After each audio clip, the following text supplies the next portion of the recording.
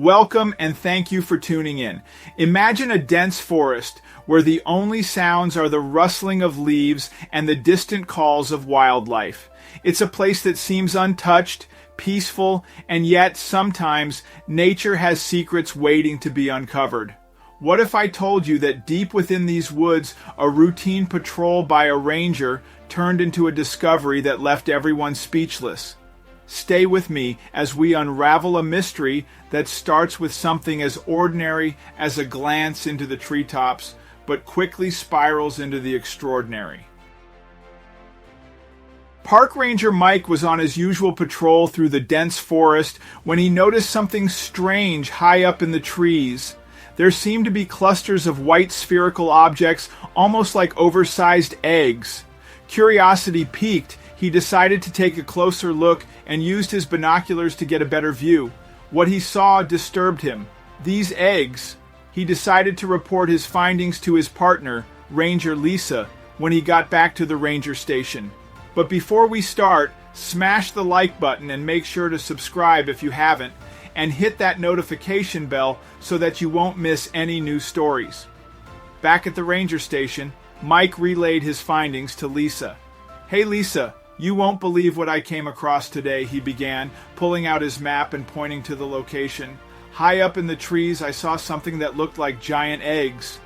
Lisa raised an eyebrow and leaned in closer to the map. "Giant eggs? Are you sure?" she asked. Mike nodded, baffled. Skeptical but intrigued, Lisa suggested they return to the site together the next day. "Let's check it out first thing in the morning." The two spent the evening researching possible explanations. Could it be some sort of insect nest? Or perhaps a bird species we haven't encountered before? Mike admitted, rubbing his forehead. Lisa sighed in frustration, closing her laptop.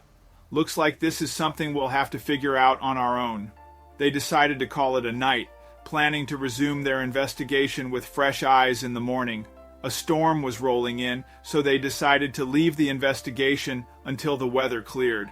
"Looks like we've got a bit of bad luck with the weather," Mike noted. When they returned to the site the following morning, they brought along climbing gear for a closer inspection. The forest was still damp from the storm, but the air was clear and crisp. They made their way back to the trees where Mike had seen the mysterious eggs, hoping for some answers. As they prepared to climb, Mike scaled the tree first, carefully detaching one of the eggs and bringing it down to Lisa. The object was heavier than expected and had a small seam running around its middle. "This thing feels strange," Lisa commented, turning it around in her hands. Mike peered over her shoulder, equally puzzled. "Maybe it opens?" They exchanged a glance, realizing this might be something completely different from what they initially thought. Lisa pointed out that it looked more like a manufactured object rather than something organic. "Look at the precision of this seam. It's not natural," she said, scrutinizing the line that circled the object. They decided to take it back to the station for further examination. Mike placed the object carefully in the back of their SUV. "Let's hope this gives us some clues," he said. Back at the station, Mike and Lisa set the object on a table and began a more detailed examination. "All right, let's see what we've got," Lisa said, putting on a pair of gloves. Mike leaned in, using a magnifying glass to inspect the seam. "This definitely isn't natural," he muttered. They tried to pry it open with no success, so they resorted to more sophisticated tools. "Let's try the small crowbar." After a few minutes of effort, they still couldn't get it to budge. "We need something more precise," Lisa concluded, setting the crowbar aside. Mike fetched a set of fine tools from the cabinet. After several minutes of careful effort, a hidden latch was discovered. "Hold on, I think I found something," he confirmed. They worked together to carefully manipulate it. After a tense moment, they heard a soft click, signaling the latch had been disengaged. As they opened it, they found what appeared to be a small cylindrical device inside. "What on earth is this?" Lisa wondered aloud, lifting the device cautiously. Mike scrutinized it, trying to make sense of the object. It was sleek and metallic, with small buttons and what looked like a tiny screen. "This isn't something you'd expect to find in the forest," Mike remarked. They examined it closely, hoping for some indication of its purpose. They decided it was time to bring in an expert for a second opinion. We should contact someone who knows more about this kind of equipment. Let's call Dr. Emily Carter. The next morning, they contacted Dr. Emily Carter, a local biologist with a specialty in forest ecosystems. Dr. Carter, it's Ranger Lisa and Mike.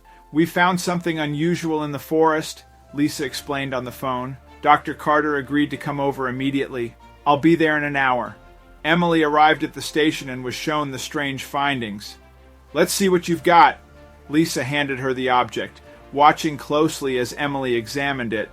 This is quite unusual, Emily commented after carefully examining the object for several minutes. Emily confirmed it was definitely not of biological origin. Her initial thought was that it might be some kind of monitoring device, but its exact purpose remained unclear. It has the characteristics of surveillance tech, she said, turning the object over in her hands. Lisa raised an eyebrow, intrigued. With the uncertainty growing, Emily suggested they contact the police and possibly the FBI, suspecting the involvement of something more significant. We need to take this up a notch, she advised. Mike and Lisa exchanged uneasy glances. You think it's that serious? Mike questioned. Emily nodded.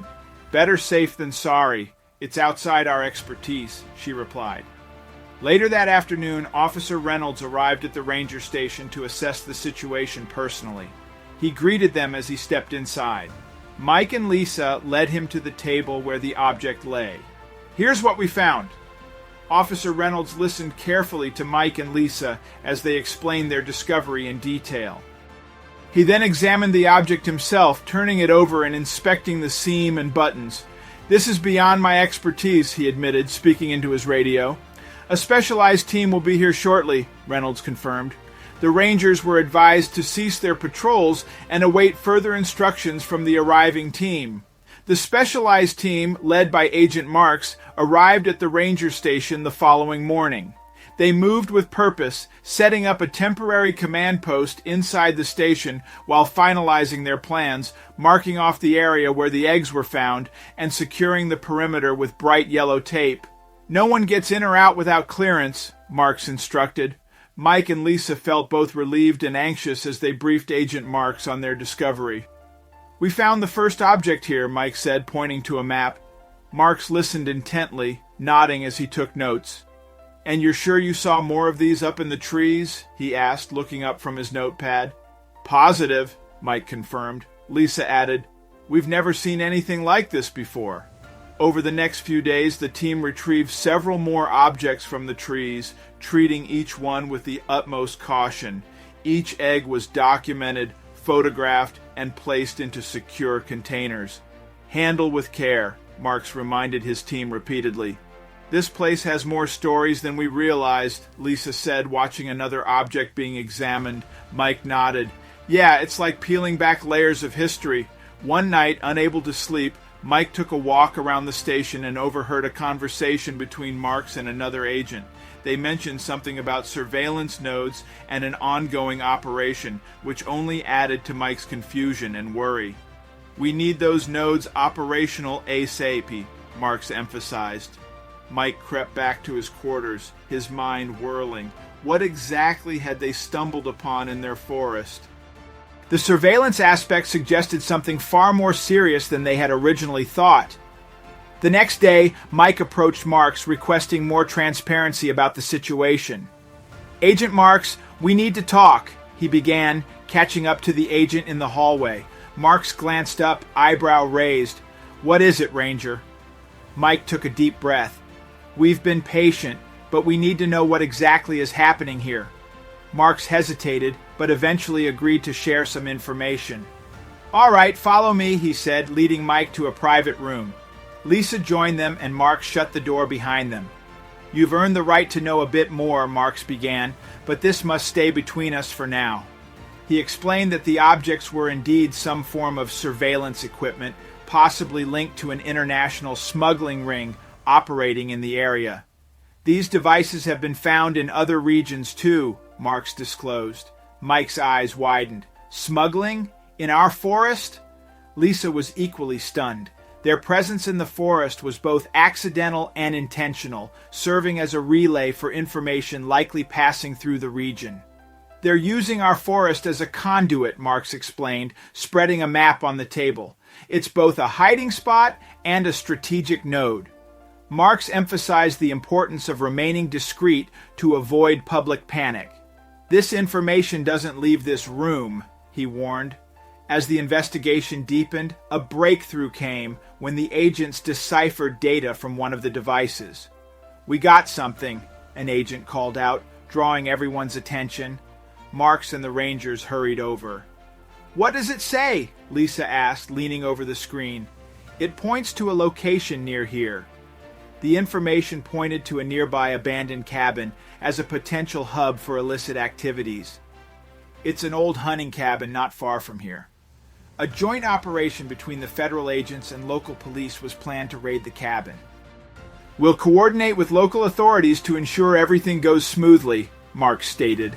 The plan was set in motion, and everyone hoped this would be the key to unraveling the mystery. "Positions ready," Marks commanded.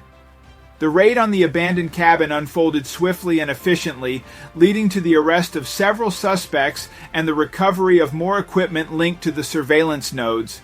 Mike and Lisa assisted with securing the perimeter. Inside, Marks and his team collected evidence. Forensic analysis confirmed that the eggs were high-tech spy devices used to monitor and transmit data about smuggling routes through the forest. "These things are more sophisticated than we thought," an agent said, displaying the innards of one device. The discovery of these devices not only disrupted the smuggling ring, but also shed light on the extensive network they had established. "We've only scratched the surface," Marks commented during the debrief. The evidence pointed to a well-coordinated operation spanning multiple regions. The complex intricacies of the smuggling operation began to reveal themselves through this technology, making it clear that this wasn't just a small-time gig, but something much larger. Their investigation had inadvertently uncovered an extensive smuggling network. "This is international," Marks stated grimly. Their forest had become a crossroads for crime. The relentless work of the Rangers had led to the disruption of a highly secretive operation. "We've put a major dent in their plans," Marks acknowledged. The dedication of Mike and Lisa had not only safeguarded the forest, but also played a pivotal role in a major law enforcement success. "You both have been invaluable," Marks admitted during the debrief. Mike and Lisa exchanged proud smiles. "Protecting the forest is our job." In the end, the forest was safer and justice had been served. The results of their work provided a sense of fulfillment. Their actions had not only solved a mystery, but also safeguarded the natural beauty and integrity of the place they loved and protected. Mike and Lisa returned to their duties, ever vigilant and aware that even the quietest corners of the world can hold the deepest secrets. "We'll always stay sharp," Mike vowed. Lisa nodded, "and ready for anything." Their forest, rich in history and now equally rich in hidden tales, stood as a testament to their dedication. The Rangers knew their responsibilities extended beyond the visible, always prepared for the unexpected.